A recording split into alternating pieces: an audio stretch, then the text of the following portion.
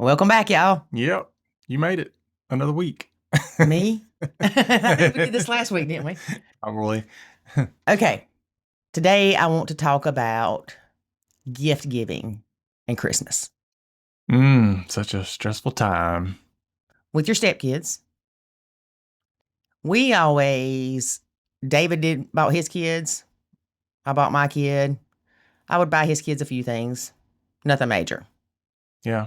Mostly what you bought was like the stocking stuffer stuff. Right. That's hard to say. Stocking stuffer stuff. Yeah. So we see it a lot of times. A step parent is usually the one, a stepmom, that buys all the Christmas presents. Mm-hmm. And then the kids open the presents. They're not grateful. They get mad. It's this whole mess, right? Yep. So we suggest if it causes you stress or if a not stellar response, is that right? Sure. Not stellar response or unstellar response, I guess, is going to upset you, then let the bio parent buy their gifts. Yeah. I'll tell you how I handled it. And I think I started doing this even before you and I got together because it took a lot of the stress of Christmas off, which was I would literally sit down with my kids like September 1st. And I said, I need you to start making a list of things you want for Christmas.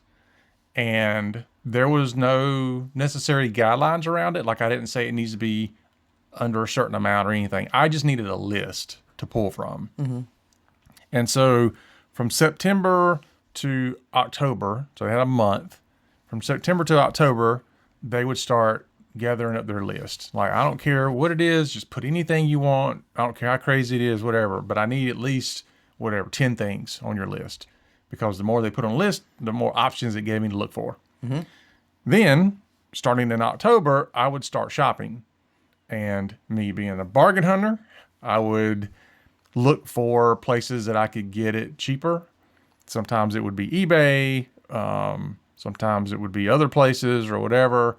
But I would look for those things. Because some of the things they were asking for, I knew if I wait till November or December, these things are going to go up in price. And so I want to get them early. And so I would do that. And sure enough, some of the things they wanted would run out during the holidays. You couldn't find them.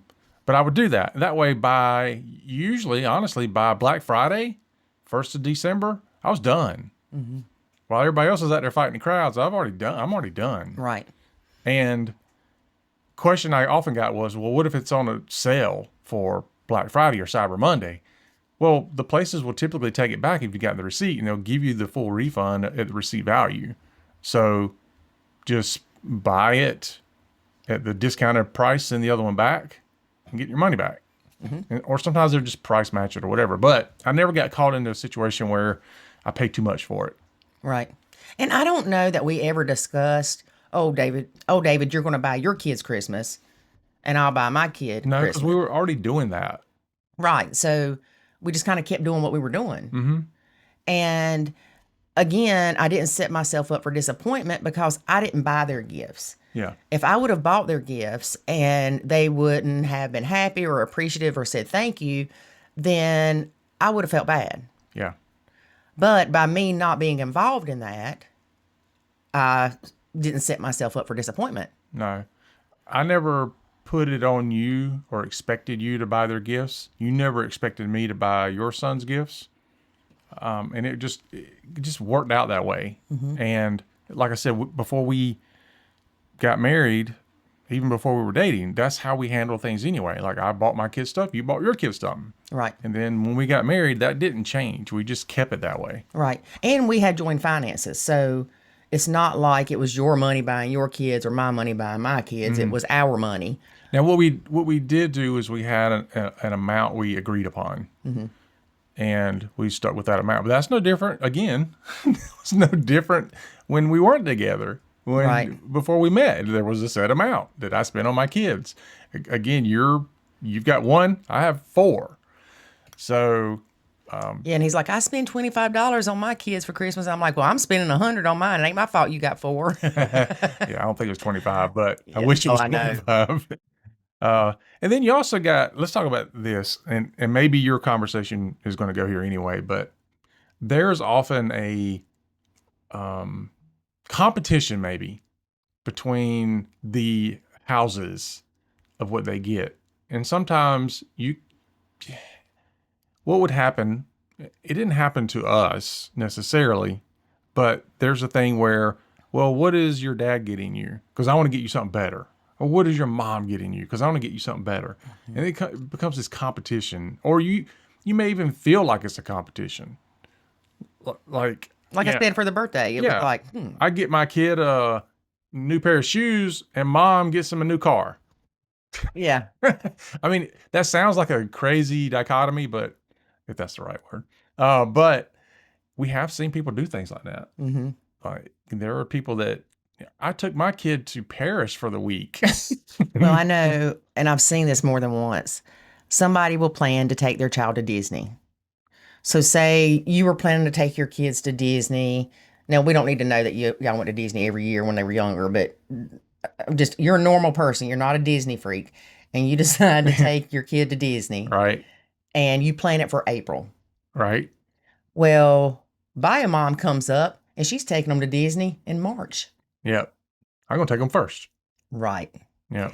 And I know with my son, there were a lot of times that I wanted to have the first with him. I wanted to be the first to take him to the zoo. I wanted to be the first to take him to the movie. I wanted to do all that stuff. But when your parents are split, that's really not something you can always do or control. You And wanted the first to do stuff with me. Why did you care about doing it with him? and so anyway, I had to tell myself whether it's his first time ever, doesn't matter. It's his first time with me. Right. Right. And one thing I want to talk about is sales. Okay, so say that you said you were going to spend, just for an even number, $200 on each kid. Okay. And one thing that Ethan wanted was normally $200, but it was on sale for $40. Mm-hmm. So now you've spent $40. You've got $160 if you stick to your $200 thing. Right. And the other kids are going to be like, well, wait a minute. His gift was $200. We know it was $200. Why did he get more? Mm-hmm. So do you go by, and I know this sounds crazy, but do you go by the sale price that you got the item at, or do you go by the full value of what it would normally be? Are you asking me what I did? What you would do? Well, I can tell you what I would do because this is what I did. I considered the amount of money I spent. Right. So if you got it for $40, then they just lucked out and got more presents. Yes. Right. Yep. That's the way I did it. I'm spending X amount on you. If I get a better deal on it somewhere, then you got lucky. Mm-hmm. Now, let's talk about in-laws and Christmas. We've talked about this before. When you and I got married, all of a sudden, instead of, just one grandkid from me, my parents had 5 from me. Right. Right? Yeah. Well, now my dad's on Social Security. Mm-hmm. Say we just got married last year. He was normally giving Jackson $100 for Christmas. Now it's, oh my gosh, need to give these kids $500. Or do I take the $100 and split it up between all of them? Right. To be fair. Mm-hmm. Yeah. It's unrealistic to expect your parents or the in-laws, because most of them are retired, living on Social Security or whatever. Yep. It's not fair to expect them to spend that much more money on kids. In fact, I think you're putting a burden on your parents or your in-laws. Yeah. So one thing that we had talked about was, okay, Dad, you normally give Jackson $100, and now there's 4 of them or 5 of them. So how about we give you $400? Mm-hmm. So you can still give Jackson his 100. You're not out any more than you normally would be, and we cover the additional. Right. That way it's quote, quote, fair between all the kids. They don't think that Papa's giving one more than the other, but Papa's not the one having to. Yeah, we supplemented it. Yeah. Yeah, that's one way to do it. I mean, I can even think in just a biological nuclear family, we had those issues. Like, I remember my grandparents, they'd always give the kids stuff. And when the grandkids come along, they started giving the grandkids stuff. Well, typically the way math works, having a lot more grandkids than kids. And I can remember telling my grandmother, like, stop buying stuff. It's okay. Now, I know she did it because she wanted to, but when every grandkid is coming back with 2, 3, 4 of their own kids, like, I mean, everybody's getting something, but they're getting such a minimum gift that I had to tell my kids, they're getting you what they can get you, and they're doing it because they love you. Right. Like, I don't want you, because it's hard sometimes to get a 5, 6-year-old to understand, this is the reason why you're getting a pencil. Yeah. Yeah. No, I mean, it wasn't that bad, but still. No, it wasn't that bad. But you see what I'm saying? Yeah. Like, you're getting something that's not as fantastic as everybody else. It's not what you get. It's that they thought about you enough to buy something for you. Right. And they're doing it out of love. So I never had that problem. I do recall, a little side quest here. I do recall one year when I was a kid, I did something similar to that, where I wanted what my cousin got from my grandparents. And I don't know how old I was. I probably couldn't have been more than 7 or 8. But I just remember me going, I don't want this. I want that one. It's such an ungrateful little brat. And so my grandparents was like, yeah, I can take it back and get you another one. And then my mom was like, no, how about he doesn't get anything, And so I was like, no, I think I'll keep what I got. Yeah. Yeah. Thanks, Grandma. Yeah. Now, I'll tell you a little side note. So my Mama Brown, she always got us all Christmas presents. And one year she got me these bedroom shoes that were really furry on the inside. Yeah, I can tell you exactly what these things look like. So they were furry on the inside, and they had like the brown suede looking stuff on the outside, but they were clogs. With a stitch running down the middle? Yes. And they were like clogs though. And so they had a little heel, which, I was young. So it's like, oh yeah, that's cool. And the heel was that hard plastic, right? But I didn't like them. And I was raised not to lie. And so my mom all said, Lori B, you like those? I said, nope. I didn't know it hurt her feelings. I was just being honest, right? Yeah. And next year after that, we all started getting money. Yeah. She's like, screw this. I'm getting no money. Yeah. Don't ask questions. If there's a potential, you might get an answer you don't want. Mm-hmm. Yeah. Yep. And I remember one year, with your mom and the kids, it always seemed, your kids are all the same age, so we couldn't compare what Jackson got and what they got. Right. Because there was a 5-year difference between him and the triplets. Mm-hmm. But we could have easily sat there and been like, oh no, your mama and daddy spent $15 more on your kids than mine. Yeah. Why would we do that though? No, we didn't.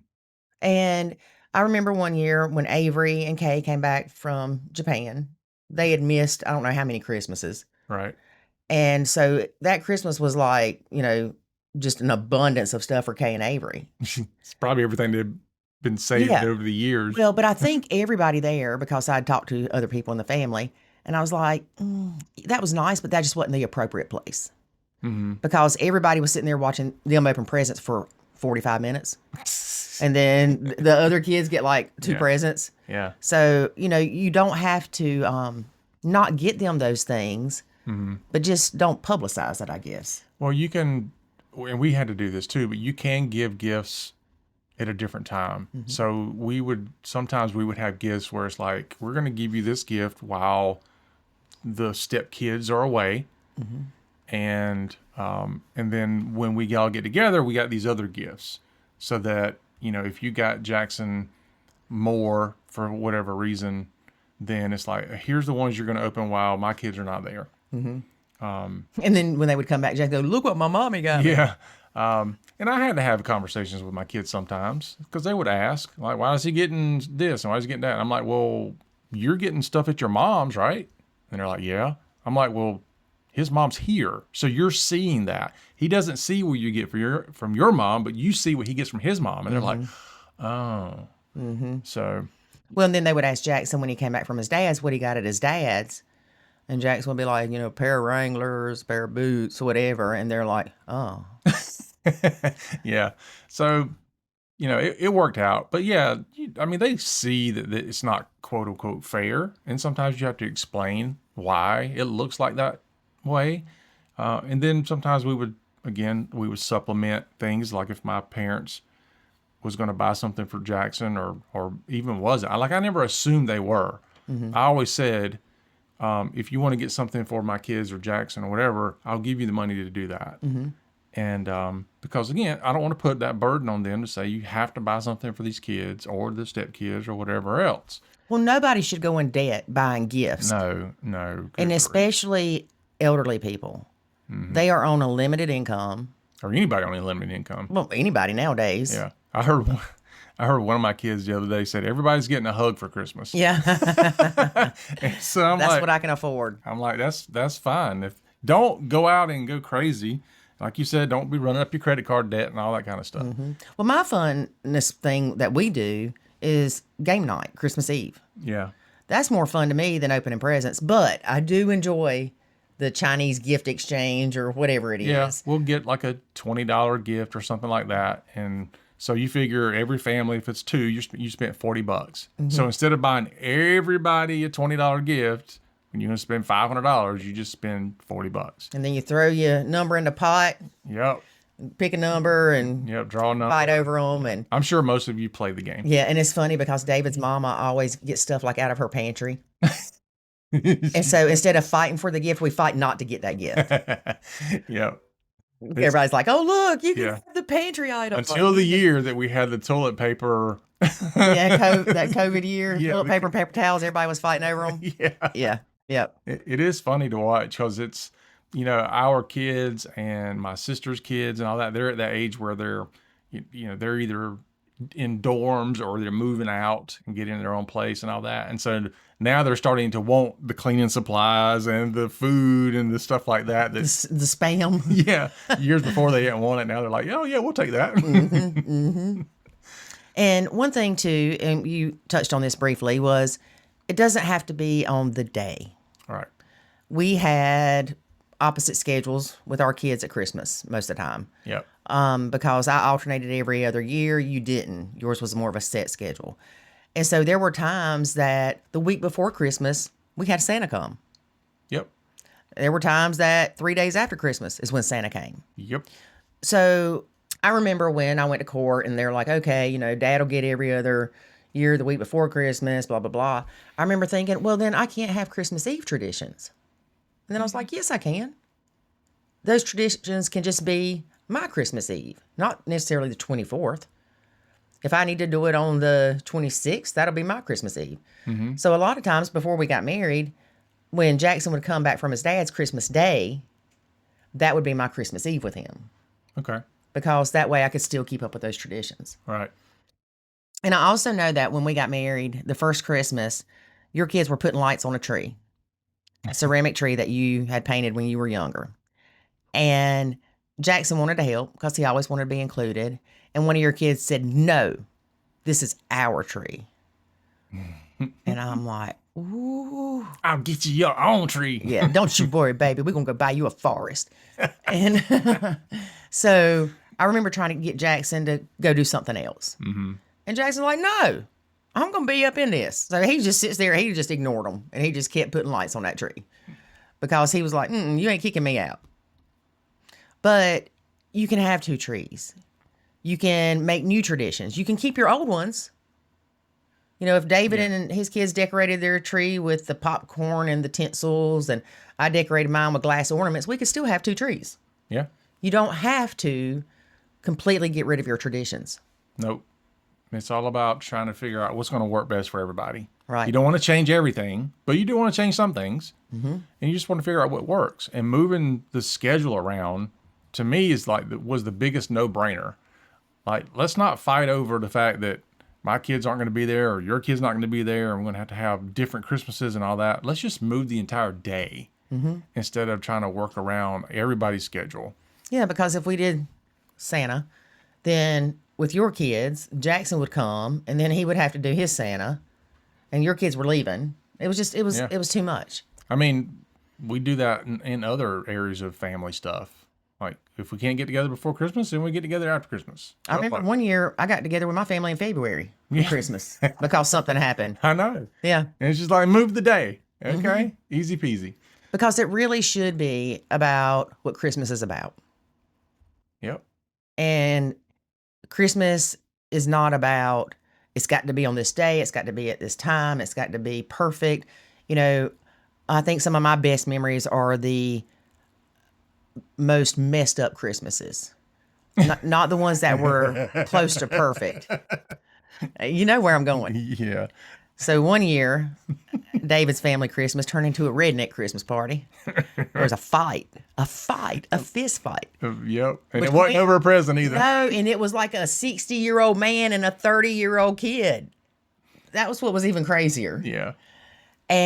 But I also remember that, and it's funny because I remember when I had a pair of white boots I got for Christmas. White leather boots.